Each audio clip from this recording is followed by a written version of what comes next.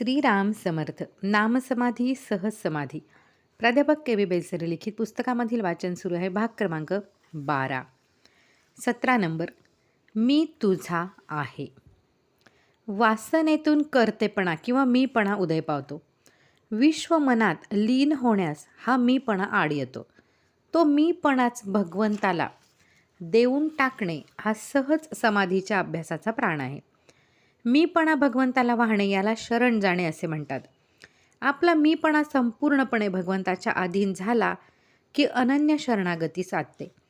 भगवंताला शरण जाऊन जो स्वतःचे मरण स्वतःच्या डोळ्यांनी पाहतो तो केवळ अकर्तेपणाने उरतो आणि डोळे उघडे ठेवून प्रपंचात सहज समाधी भोगतो. मी त्याचा आहे अशी वृत्ती बनवीत असता भगवंत आपल्यापासून दूर आहे ही भावना असते. पण मी तुझा आहे या पायरीवर चढल्यावर भगवंत आपल्या हृदयात आहे अशी खात्री वाटू लागते. बाहेरच्या जगात काम करणारी भगवंताची इच्छा आपल्या अंतर्यामी देखील सत्ता गाजवते असा नवीन भाव उत्पन्न होतो. जेथे मी तेथे भगवंत असा विश्वास निर्माण होऊन भगवंताचे आसन अंतःकरणातच प्रकट होते.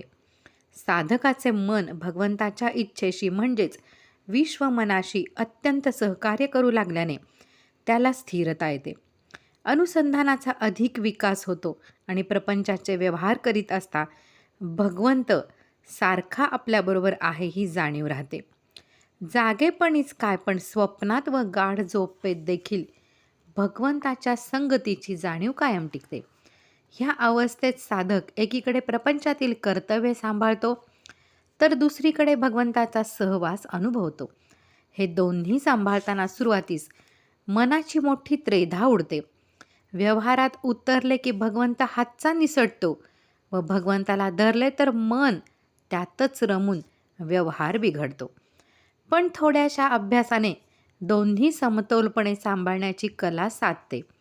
ती साधली म्हणजे प्रपंचातील बरी वाईट कर्मे करण्यात देह गुंतला असता हृदयात मात्र भगवंताचे गोड नाम शांतपणे चालू राहते.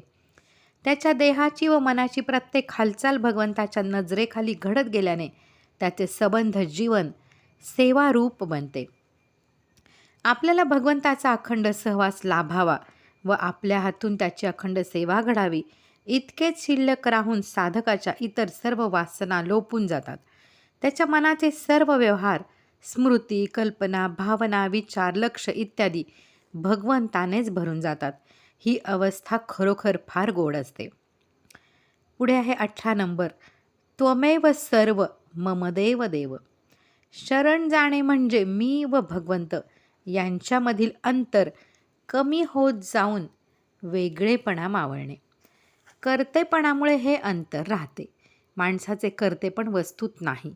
एखाद्या यंत्राप्रमाणे भगवंताच्या शक्तीने तो फिरवला जातो.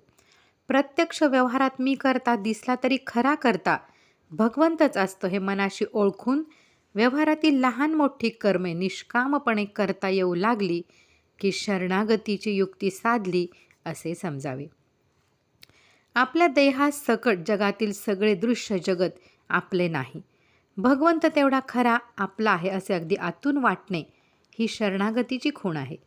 अशा माणसाच्या हृदयात भगवंताचे नाम स्थिर होते व त्याला त्याची विलक्षण चटक लागते.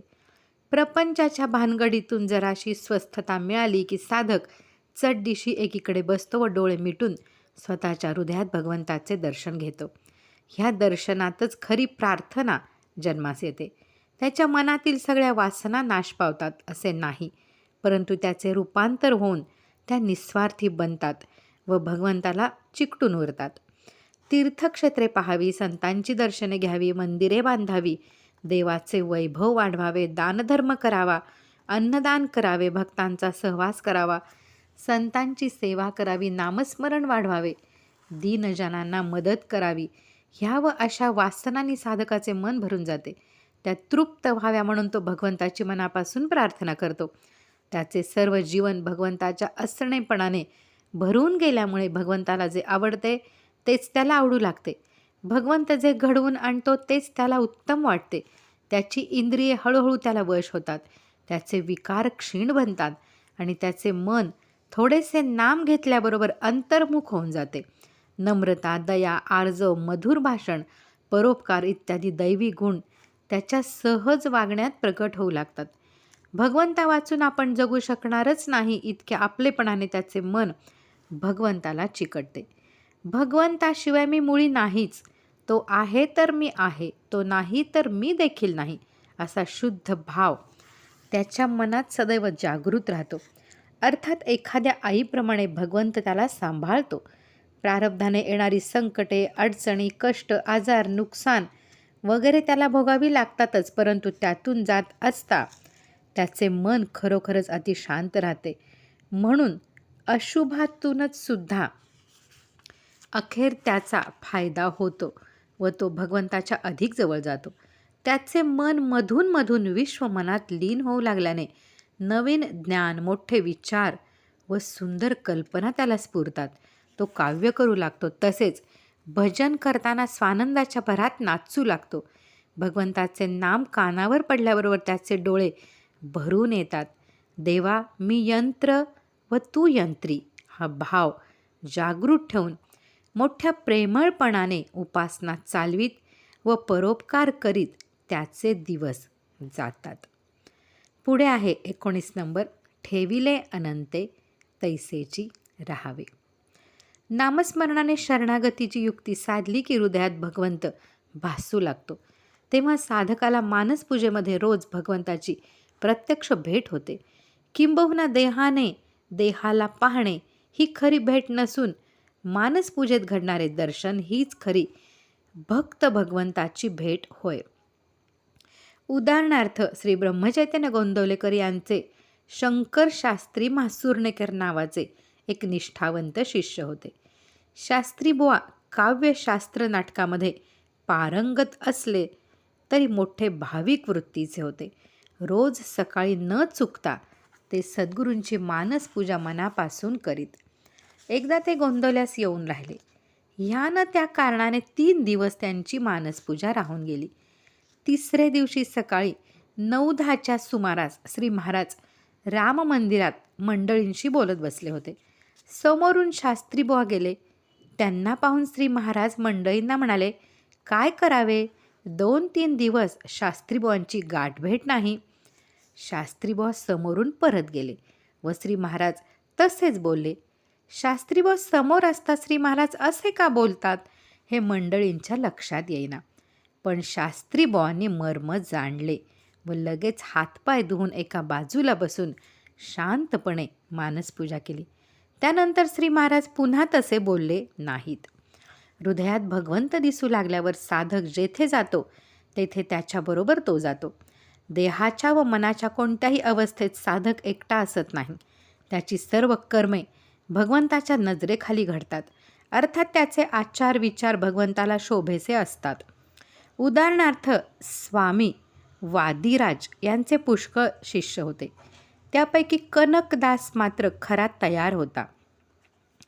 एका एकादशीला स्वामींनी सर्व शिष्यांना 1-1 केळे दिले. ते म्हणाले, आज एकादशी आहे, लोकांसमोर साधकाने खाऊ नये, म्हणून जेथे कोणी पाहणार नाही तेथे जाऊन केळे खाऊन या. 5-10 मिनिटात सर्व शिष्य केळे खाऊन परत आले. फक्त कनकदास मात्र केळे तसेच घेऊन परत आला. स्वामींनी विचारले, का रे, तुला कोठे एकांत मिळाला नाही का? कनकदासाने हात जोडून उत्तर दिले, नाही महाराज, मी जेथे गेलो तेथे आपण माझ्या हृदयात बरोबर आलात, मला एकांत मिळाला नाही. शिष्याचे हे शब्द ऐकून स्वामींच्या डोळ्याला पाणी आले. निष्ठा म्हणजे निसंशय विश्वास हा परमार्थाचा प्राण आहे. सर्व साधनाचे पर्यावसान अखेर निष्ठेमध्ये होते. पहिल्याने साधकाची निष्ठा एवढी घट्ट नसते. जरा विपरीत प्रसंग आला की ती डळमळते. पण हृदयात नाम स्थिर झाले म्हणजे वाटेल तो प्रसंग आला तरी साधक निष्ठेच्या जोरावर निर्भय राहतो. उदाहरणार्थ, एक साधू बायको मुलांना घेऊन जहाजातून चालले होते. काही वेळाने समुद्रावर भयंकर वादळ झाले व जहाज फार खालीवर होऊ लागले. सगळे लोक घाबरले, पण साधू मात्र शांत होते. ते पाहून त्याची बायको म्हणाली, अहो, केवढा प्रसंग आणि तुम्ही इतके शांत कसे? साधू काही बोलले नाहीत. त्यांनी जहाजातला कोयता घेतला व तो बायकोच्या मानेवर ठेवला. त्यांनी तिला विचारले, तू का घाबरली नाहीस? ती म्हणाली, मी का घाबरू? तुमचे माझ्यावर इतके प्रेम आहे की तुम्ही मला मारणे शक्यच नाही. त्यावर ते बोलले, माझ्या हातात जसा हा कोयता तसे भगवंताच्या हातात वादळ आहे. तू जशी कोयत्याला घाबरली नाहीस तसाच मी वादळाला घाबरत नाही. भगवंताचे सर्व जीवांवर प्रेम असते. त्यातल्या त्यात जो त्याचे नाम घेतो त्याच्यावर त्याचे फारच प्रेम असते. त्या प्रेमाच्या पोटी तो जे करतो ते अत्यंत कल्याणकारी असते. मग आपल्याला भय कशाचे तूच सांग. जगातील कर्मप्रवाहाचा जोर मोठा विलक्षण आहे. तो इतका बलवान असतो की मोठ्या मोठ्या पराक्रमी पुरुषांना क्षणात पडद्याआड फेकून देतो. कर्माच्या ह्या शक्तीला कालचक्र म्हणतात. कालचक्र प्रारब्धानुसार फिरते. प्रत्येक जीवाला प्रारब्ध भोगावेच लागते. जसे प्रारब्ध असेल तसे सुख किंवा दुःख वाट्यास येते. म्हणून खरा साधक जितक्या प्रसन्न मनाने सुखाचे स्वागत करतो तितक्याच प्रसन्न मनाने तो दुःखाचे स्वागत करतो. उदाहरणार्थ, अलीकडेच एक थोर सत्पुरुष होऊन गेले. त्यांच्यापाशी अनेक शिष्य असत. त्यापैकी एकावर त्यांचे विशेष प्रेम असे. इतर शिष्यांना त्याचा हेवा वाटे. तो दूर करण्यासाठी त्या सत्पुरुषांनी एकदा एक प्रसंग घडवून आणला. कोणी एकाने त्यांच्यापुढे मोठी काकडी ठेवली. ती भयंकर कडू होती. त्यांनी तिचे एक अगदी लहान व एक मोठा असे 2 तुकडे केले. मोठा तुकडा प्रिय शिष्याला दिला व लहान तुकडा इतर शिष्यांना वाटला. प्रत्येक जणाने तोंडात घातल्याबरोबर थू थू करून तो थुंकून टाकला. प्रिय शिष्याने मात्र तोंड यत्किंचितही वाकडे न करता मोठा तुकडा सगळा खाऊन टाकला. हे पाहून गुरु म्हणाले, अरे, इतकी कडू काकडी खाल्लीस तरी कशी? त्याने उत्तर दिले, महाराज, आपण रोज मला चांगले चांगले पदार्थ प्रेमपूर्वक खायला घालता. त्याच प्रेमाने ही कडू काकडी आज आपण दिली. आपण दिलेली काकडी तितक्याच आनंदाने मी का खाऊ नये? हे ऐकून गुरु म्हणाले, असा मनुष्य भगवंताला आवडतो. आपल्या आयुष्यात जो प्रसंग येईल तो त्याच्या इच्छेने आला हे पक्के समजून त्याला आनंदाने सादर होतो. जो सुखदुःखाच्या पलीकडे जातो तोच खरा भक्त बनतो. यातील पुढील भाग आपण पुढे पाहूयात. श्रीराम जय राम जय जय राम.